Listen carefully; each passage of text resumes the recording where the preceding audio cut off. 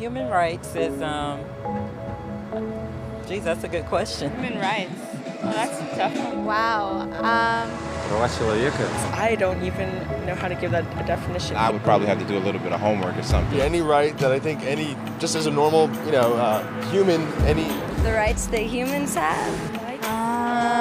Oh, that's a very large debate. Menneskerettigheder kan betyde mange ting. Tú le puedes preguntar a 20 personas y te van a dar 20 diferentes opiniones. Non saprei, una domanda complicatissima. Guess we just take them for granted that they're there, but we don't even consider what they are.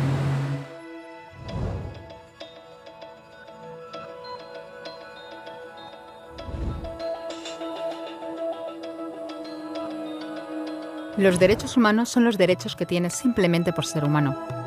Es la forma en que instintivamente esperas que se te trate y el trato que mereces como persona, como el derecho a vivir en libertad, hablar con franqueza y ser tratado con igualdad. Hay muchos tipos de derechos. La mayoría tienen que ver con cierto grupo.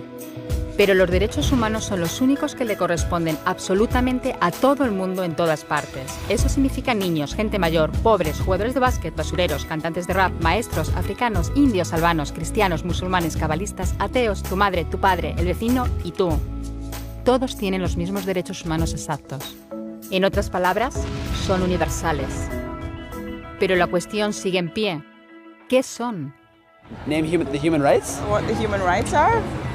the right to live, equality between all peoples. Right to religion, the right to... Is there supposed to be a list somewhere I should be aware of? De acuerdo con las Naciones Unidas, hay un total de 30 derechos humanos, que generalmente se agrupan y se llaman simplemente derechos humanos.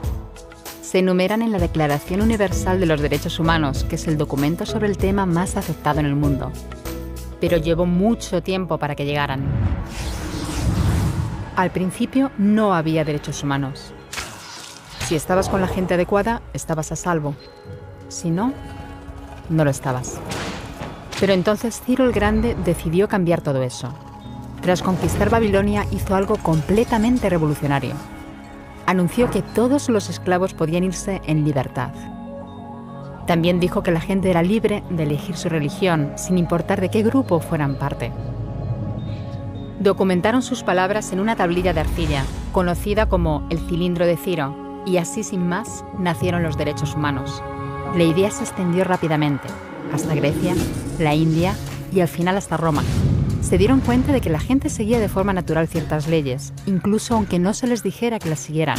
Llamaron a esto derecho natural, pero siguió siendo pisoteado por quienes se encontraban en el poder. No fue hasta 1000 años más tarde en Inglaterra donde finalmente hicieron que el rey estuviera de acuerdo en que nadie podía invalidar los derechos de la gente, ni siquiera un rey.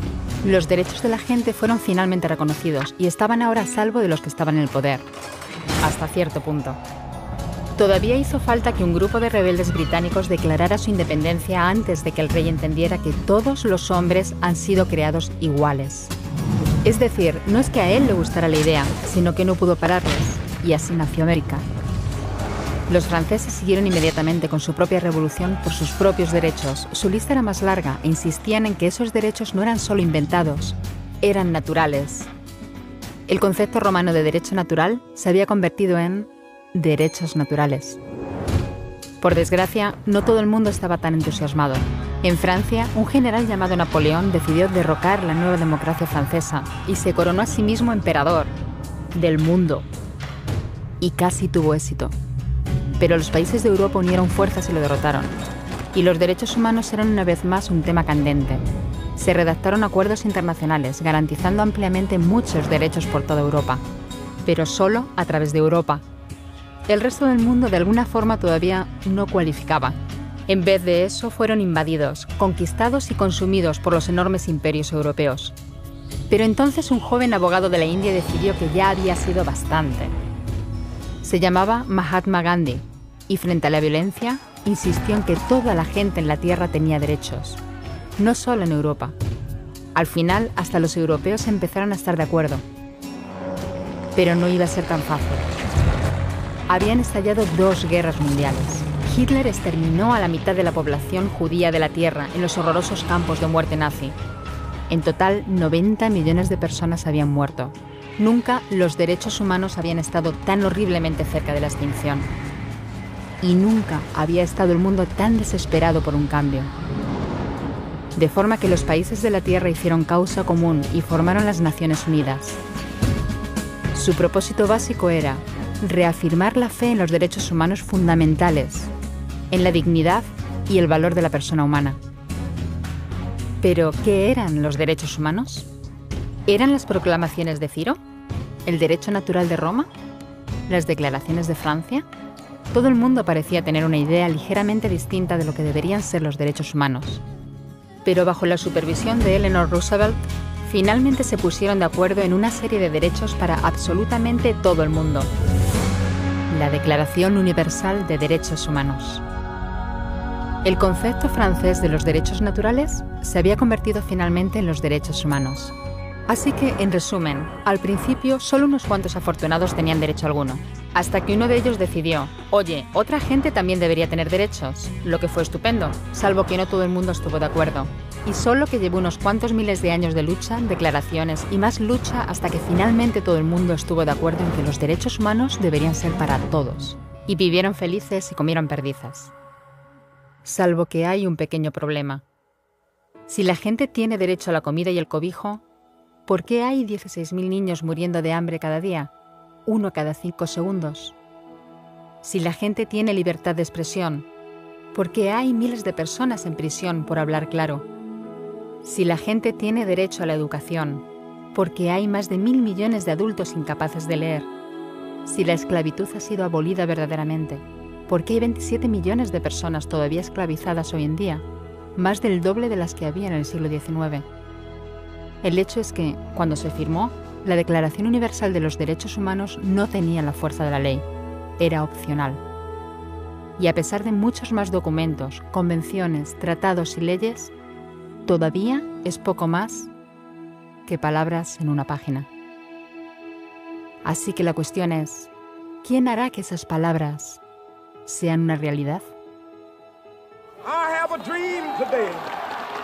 Cuando el Dr. King se manifestó en pro de la igualdad racial, se estaba manifestando por los derechos que las Naciones Unidas habían garantizado hacía casi 2 décadas. Pero con todo, se manifestó. Cuando Nelson Mandela defendió la justicia social en la década de 1990, su país ya había estado de acuerdo en abolir esa discriminación desde hacía ya casi 40 años. Pero con todo, él luchó. Los que luchan hoy en día contra la tortura, la pobreza y la discriminación no son gigantes o superhéroes. Son gente, niños, madres, padres, maestros, individuos librepensadores que se niegan a quedarse callados, quienes se dan cuenta de que los derechos humanos no son una lección de historia, no son palabras en una página, no son discursos, ni anuncios, ni campañas de relaciones públicas. Son las elecciones que hacemos cada día como seres humanos. Son la responsabilidad que todos compartimos, de respetarnos mutuamente, ayudarnos y proteger a los necesitados. Como Eleanor Roosevelt dijo, ¿dónde empiezan después de todo los derechos humanos universales? En pequeños lugares cerca de casa, tan cerca y tan pequeños que no pueden verse en los mapas del mundo. Aún así, son el mundo de la persona individual, el barrio donde vive, la escuela o la universidad a la que asiste, la fábrica, la granja o la oficina donde trabaja.